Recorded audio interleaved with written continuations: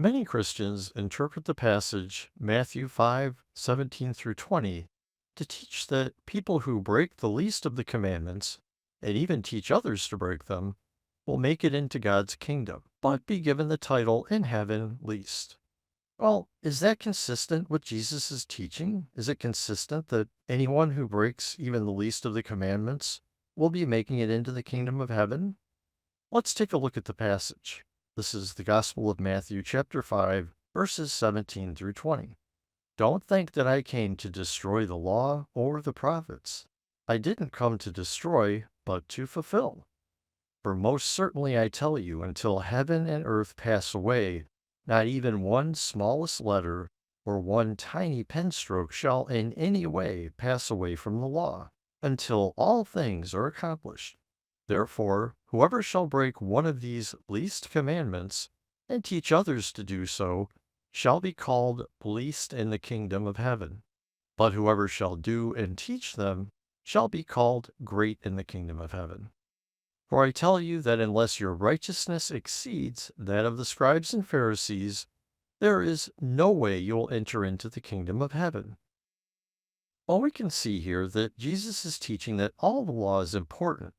However, some Christians believe it indicates that breaking lesser commandments is somehow okay, less desirable, but good enough to make it into heaven. Well, no.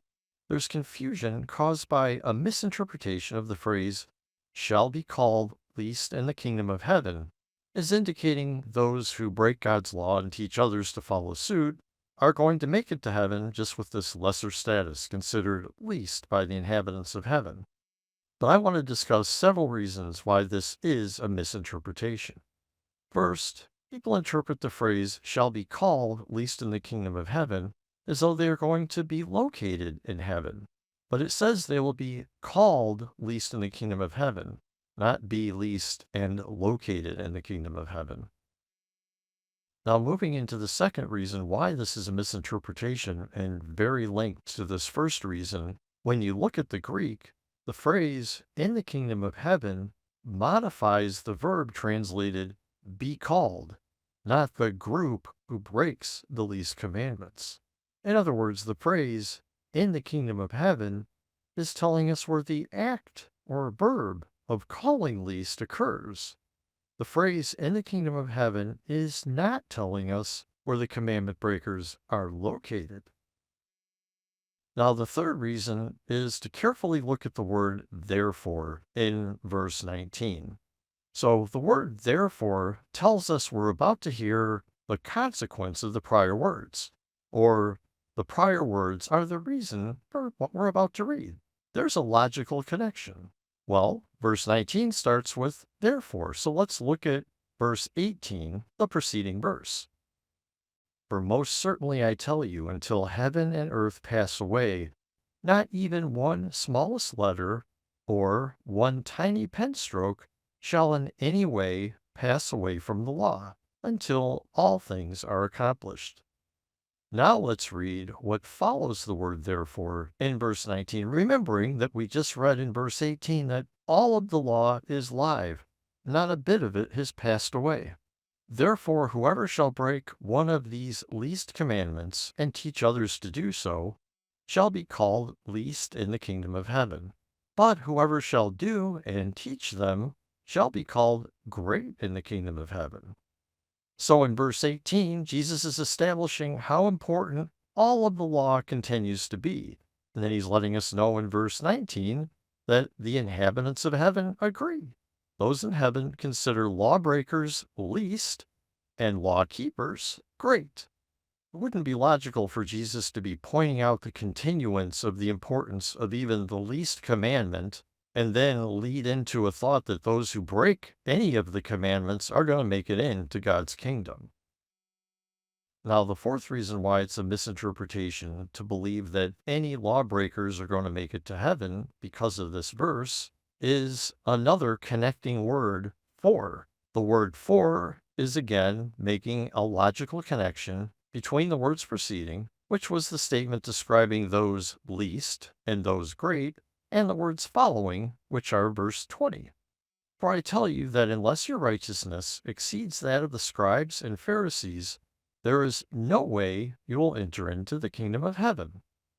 Well, none of this verse is giving any reason to think that commandment breakers will be accepted in heaven. In fact, it's actually reinforcing that they will be excluded from heaven. The fifth reason we know this is a misinterpretation is because of the fact that the commandment breakers are the least. The fact that they're called the least shows that the proposed scenario where they are in heaven just doesn't make sense, because we know there will be commandment breakers outside of heaven. They would be the least in comparison with anyone in heaven. So the fact that they're called the least actually shows they're not in heaven. Here's the thing. The breakers of any commandment will be excluded from heaven. We see throughout the entire Bible that sin is sin. For example, let's look at James 2:10. For whoever keeps the whole law and yet stumbles in one point, he has become guilty of all. So obviously, anyone guilty of breaking all the commandments, and if you break the tiniest one, you're guilty of them all, is clearly going to be and has to be excluded from heaven. And the sixth reason we know it's a misinterpretation that anyone would be in heaven after breaking any kind of commandment is that it's just simply not consistent with any of Jesus's other teachings. Not even consistent with the rest of the Gospel of Matthew. Any sin-permitting teaching must be a misinterpretation. Okay, now let's make sure we get the most important point from these verses. Jesus' followers must keep all of the commandments, from the greatest to the least.